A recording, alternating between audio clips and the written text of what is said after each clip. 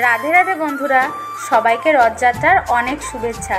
আজকে আমরা কোথায় এসেছি সেটাও তোমাদের জানাবো।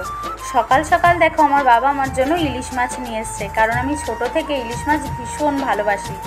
আর এইখানে রথের দিন সন্ধ্যাবেলা আমরা একটু ঘুরতে বেরিয়েছিলাম। ঘুরতে বেরানোটা তো শুধু একটা বাহানা ছিল, সত্যি বলতে জগন্নাথ দেবের দর্শনে বেরিয়েছিলাম আমরা।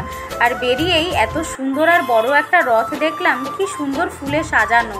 যাওয়ার পথেই দেখি পাশে এক জায়গায় ফাংশন হচ্ছে, কারণ ওখানে লোকনাথ মন্দিরে বড় করে পুজো হচ্ছে।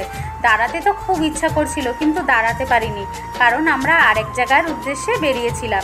আমি যদিও জানতাম না, আমার বর আমাকে নিয়ে এসেছে, কারণ এই জায়গায় আমি এর আগে কখনো আসিনি।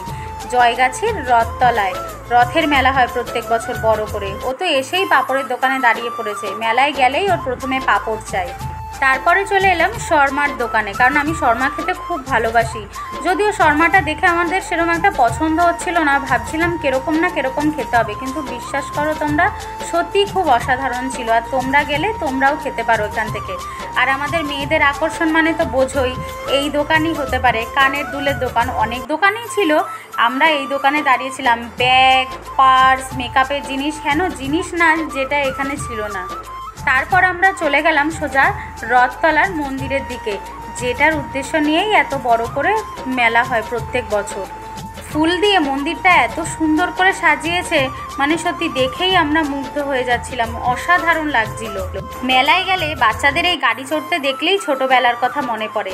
এইখানে আমার বর ভাবছিল ব্রেক ড্যান্স চড়বে, কিন্তু আমি বারণ করলাম যে বাবা, আমার তো আবার বাড়িও ফিরতে হবে নাকি। তারপরে চলে গেলাম শ্যুট করতে। এই না, আমার বরকে না, মানে খেলতে গেছিলাম। এখানে ছোটবেলা থেকেই দেখে এসেছি যে সব মেলায় এগুলো আসে, কিন্তু কখনো খেলিনি।